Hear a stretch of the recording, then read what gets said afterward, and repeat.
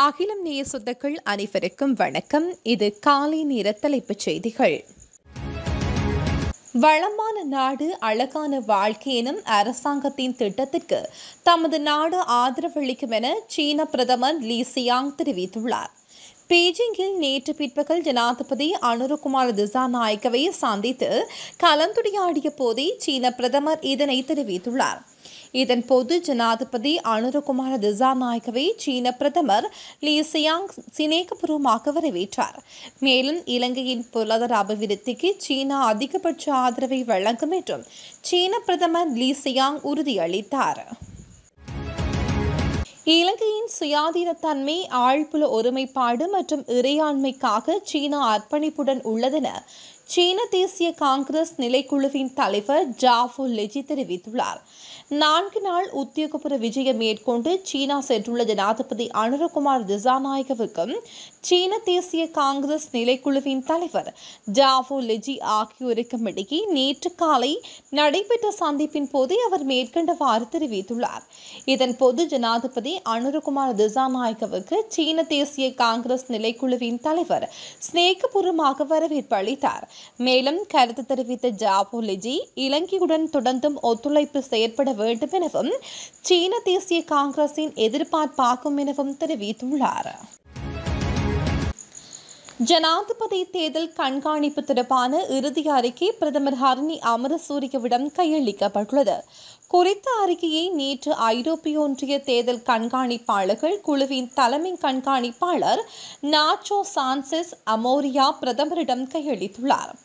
இதன்போது எதிர்கால தேர்தல் செயல்முறைகளை மேம்படுத்துவதற்கான முக்கிய பரிந்துரைகள் மற்றும் அவற்றை செயல்படுத்துவதற்கான எதிர்கால நடவடிக்கைகள் குறித்தும் கவனம் செலுத்தப்பட்டுள்ளமை குறிப்பிடத்தக்கது. இலங்கை மின்சார கட்டண திருத்தம் தொடர்பான இறுதி அறிக்கை இன்று வெளியிட திட்டமிடப்பட்டுள்ளதாக இலங்கை பொது பயன்பாடு ஆணையம் தெரிவித்துள்ளது. மின்சார கட்டண திருத்தம் தொடர்பான 500க்கு மேற்பட்ட பொதுமக்களின் கருத்துக்கள் பெறப்பட்டுள்ளதாகவும் ஆணையகம் தெரிவித்துள்ளது. மின் கட்டணங்களை 20 முதல் 30% வரை குறைக்க வேண்டும் என்று கூறியுள்ளதாக ஆணையக வட்டாரங்கள் தெரிவிக்கின்றன. மின்சார கட்டண திருத்தம் தொடர்பில் பெறப்பட்ட மக்களின் கருத்துக்களை ஆராயும் பணிகள் நேற்று நிறைவடைய உள்ளதாக இலங்கை பொது பயன்பாடுகள் ஆணைக்குழு தெரிவித்துள்ளது. இலங்கை காவல் நிலையங்களுக்கு கெப்ரக வாகனங்களை வழங்குவது தொடர்பான இந்தியாவிற்கும் இலங்கைக்கும் இடையே ஒரு புரிந்துணர்வு ஒப்பந்தம் கையெழுத்திடப்பட்டுள்ளது. குறித்த ஒப்பந்தமானது நேற்று இலங்கையில் உள்ள இந்திய உயர்ஸ்தானிக காரியாலயத்தில் கைச்சாத்திடப்பட்டுள்ளது. இந்த ஒப்பந்தத்தின் கீழ் வடக்கு மாகாணத்தில் உள்ள காவல் நிலையங்களுக்கு இந்தியா 80 கெப்ரக வாகனங்களை வழங்கியுள்ளதாக தெரிவிக்கப்படுகிறது. அத்துடன் இந்த வாகனங்களுக்கு உதிரி பாகங்கள் மற்றும் துணை கருவிகளும் வழங்கப்பட உள்ளன. இலங்கைக்கான இந்திய உயர்ஸ்தானிக சந்தோஷ் யா மற்றும் பொது பாதுகாப்பு மற்றும் நாடாளுமன்ற விவகார அமைச்சின் செயலாளர் DWRB செனவிரத்ன இடையே இந்த புரிந்துணர்வு ஒப்பந்தம் கையெழுத்தாகியுள்ளது. தங்காலை வீரகட்டிய வீதியில் 2வது மைல்கல் அருகே இடம்பெற்ற விபத்தில் பாடசாலை மாணவர்கள் உட்பட பலர் காயமடைந்துள்ளனர். இந்த விபத்து நேற்று பிற்பகல் இடம்பெற்றுள்ளது. 2 தனியார் பஸ்கள் ஒன்றுடன் ஒன்று மோதியதில் இந்த விபத்து இடம்பெற்றுள்ளது.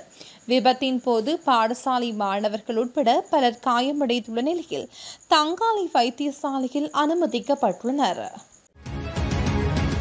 ஜனாதிபதி அனுரகுமார் திசாநாயக்கவின் 4 நாட்கள் உத்தியோகபூர்வ விஜயத்தின் போது இலங்கைக்கு கிடைத்த பாரிய முதலீட்டை குறைக்கும் வகையில் இலங்கை மின்சக்தி மற்றும் எரிசக்தி அமைச்சுக்கு சீனாவின் சினோபெக் முன்னணி சர்வதேச பெட்ரோலிய நிறுவனத்திற்கும் இடையே ஒப்பந்தம் கைச்சாத்திடப்பட்டுள்ளது. குறித்த ஒப்பந்தம் கைச்சாத்திடும் நிகழ்வு நேற்று காலை இடம்பெற்றுள்ளது.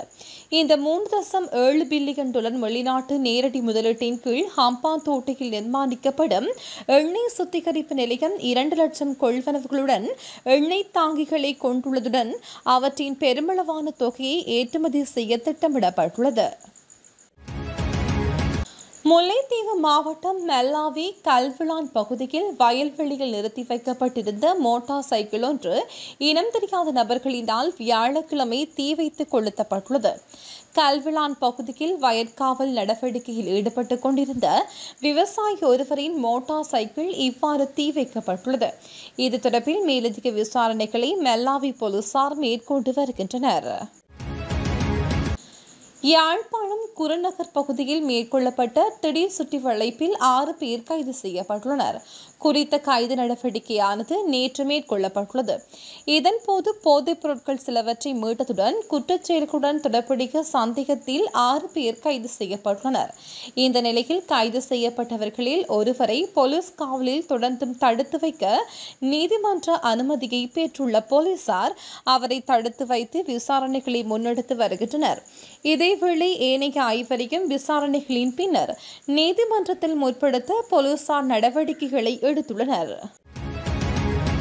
வாகனம் இறக்குமதி செய்ய அனுமதி வழங்கப்பட்டுள்ள நிலையில் ரூபாவின் பெறுமதியை பாதுகாப்பது அவசியம் என நாடாளுமன்ற உறுப்பினர் ரவி கருணநாயக்க தெரிவித்துள்ளார். நாட்டிற்கு வாகனங்கள் இறக்குமதி செய்யப்படும் போது ஏற்றுமதியையும் சீராக பேணினால் ரூபாவின் பெறுமதியை பாதுகாத்துக் கொள்ள முடியும். அவ்வாறு இல்லையெனில் நாட்டின் டாலர் கையிருப்பு பாதிக்கப்படும். அது மக்களை மீண்டும் பொருளாதார நெருக்கடிக்குள் கொண்டு செல்லும். இதேவேளை ஜனாதிபதி இந்தியா மற்றும் சீனா ஆகிய நாடுகளுக்கு விஜயம் மேற்கொண்டுள்ளமை வரவேற்கத்தக்கது. எம்மால் கிணற்று தவளையாக இருக்க முடியாது எனவும், எனவே ஜனாதிபதி பல நாடுகளுக்கு விஜயம் செய்ய உள்ளதை நாம் வரவேற்கின்றோம். ஏனைய நாடுகளுடன் செய்து கொள்ளும் ஒப்பந்தங்கள் நாட்டின் பொருளாதாரத்தை சீர்படுத்தும் என்றால் அவை வரவேற்கத்தக்கது எனவும் குறிப்பிட்டுள்ளார். மட்டக்களப்பு காத்தான்குடி போலீஸ் பிரிவுக்குட்பட்ட கல்லடி மலைகள் வீதியில் உள்ள வீடொன்றினுள் இருந்து ஆணொருவரின் சடலம் அழுகிய நிலையில் மீட்கப்பட்டுள்ளதாக போலீசார் தெரிவித்துள்ளனர். ஏறாவூர் மிச் நகர் பகுதியில் பொது சுகாதார பரிசோதகராக கடமையாற்றி வரும் நபரே இவ்வாறு சடலமாக மீட்கப்பட்டுள்ளார். குறித்த பகுதியில் உள்ள பூட்டப்பட்ட வீட்டிலிருந்து துர்நாற்றம் வந்ததை அறிந்த அயலவர்கள் போலீசாருக்கு தகவல் வழங்கியுள்ளனர். இதனை அடுத்து சம்பவ இடத்திற்கு விரைந்த போலீசார் மற்றும் தடயவியல் போலீசார் தீவிர விசாரணைகளை நடத்தி வருகின்றனர். இலங்கை நிபுணர்களுக்கு புதிய வேலை வாய்ப்புகளை பெற்றுக் கொடுக்க எதிர்பார்ப்பதாக இலங்கைக்கான ஐக்கிய அரபு ராச்சிய தூதுவர் காலித் நாசர் அல் ஆமீரி தெரிவித்துள்ளார். ஜனாதிபதியின் செயலாளர் நந்திக சனத்குமார் நாயக்க மற்றும் இலங்கைக்கான ஐக்கிய அரபு ராச்சிய தூதுவர் காலித் நாசர் அல் ஆமீரி ஆகியோருக்கு இடையே சந்திப்பு நேற்று காலை ஜனாதிபதி அலுவலகத்தில் இடம்பெற்றது. இலங்கைக்கும் ஐக்கிய அரபு ராச்சியத்துக்கும் இடையிலான இருதரப்பு உறவுகளை மேலும் வலுப்படுத்தி இலங்கையின் பொருளாதார வளர்ச்சிக்கு தொடர்ந்தும் ஒத்துழைப்பு வழங்குவதாக இந்த சந்திப்பில் தூதுவர் தெரிவித்துள்ளார். தற்போது ஐக்கிய அரபு ராச்சியத்தில் சுமார் 1,50,000 இலங்கையர்கள் பணியாற்றுவதாகவும், எதிர்காலத்தில் இந்த வேலை வாய்ப்புகள் மேலும் விரிவுபடுத்தவும் இலங்கை நிபுணர்களுக்கு புதிய வேலை வாய்ப்புகளை பெற்றுக் கொடுக்க எதிர்பார்ப்பதாகவும் காலித் நாசர் அல் ஆமீரி தெரிவித்துள்ளார். மட்டக்களப்பில் இடம்பெற்ற வீதி விபத்தில் மாற்றுத்திறனாளியான முன்னாள் போராளி ஒருவர் உயிரிழந்திருப்பதாக போலீசார் தெரிவித்தனர். குறித்த விபத்தில் கலைவாணி வீதி கருவாங்கேணியைச் சேர்ந்த 36 வயதான வி வினோசிந்த் என்பவரே இவ்வாறு உயிரிழந்துள்ளார். நேற்றிரவு மட்டக்களப்பில் இருந்து ஓட்டமாவடி பிரதேசத்தை நோக்கி மோட்டார் சைக்கிளில் வந்தவர்கள் முன்னாள் போராளியை மோதியதில் அவர் சம்பவ இடத்திலேயே உயிரிழந்துள்ளார். இதேவேளை இவரை மோதியவர்கள் சம்பவ இடத்திலேயே மோட்டார் சைக்கிளை கைவிட்டு தப்பியோடியுள்ளனர். நுவரெலியா மாவட்டம் மேல்கொத்மலை நீர்த்தேக்கத்தில் 4 வயது குழந்தையுடன் தாயொருவர் குதித்த சம்பவம் பெரும் பரபரப்பை ஏற்படுத்தியுள்ளது. குறித்த சம்பவத்தில் தாய் உயிருடன் மீட்கப்பட்டுள்ள போதிலும் 4 வயது பிள்ளையை தேடும் பணி தொடர்ந்தும் இடம்பெற்று வருகிறது. அக்கரப்பத்தனை எல்பியன் தோட்டத்தை பிறப்பிடமாக கொண்ட குறித்த பெண் தலவாக்கலை தெவிசிரிபுர பிரதேசத்தில் வாழ்ந்து வந்துள்ளார்.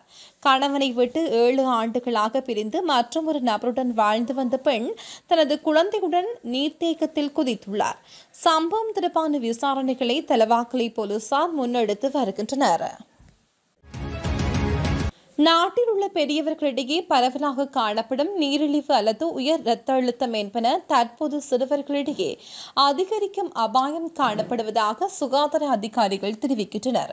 இதுகுறித்து கருத்து தெரிவித்த ஸ்ரீ ஜெயபுத்திர மருத்துவ பீடத்தின் குழந்தைகள் மருத்துவத்துறையின் பேராசிரியர் ருவந்தி பெரேரா 12, 14 மற்றும் 16 வயதுக்குட்பட்ட சிறுவர்கள் இவற்றினால் அதிகம் பாதிக்கப்படுகிறார்கள். பெற்றோர்கள் தங்கள் சிறுவர்களை இந்த நோயிலிருந்து பாதுகாப்பதில் அதிக கவனம் செலுத்த வேண்டும். சிறுவர்களிடையே மனநிலை தொடர்பான நோய்களும் தொடர்ந்தும் பதிவாகி வருகிறது. இவ்வாறு நிலையில் பெற்றோர்கள் இது தொடர்பில் அவதானத்துடன் செயல்படுமாறு பேராசிரியர் ருவந்தி பெரேரா அறிவுறுத்தியுள்ளார். இத்துடன் காலை நேர தலைப்புச் செய்திகள் நிறைவடைகின்றன. செய்திகளை உடனுக்குடன் அறிந்து கொள்ள அகிலம் நியூஸுடன் இணைந்திருங்கள்.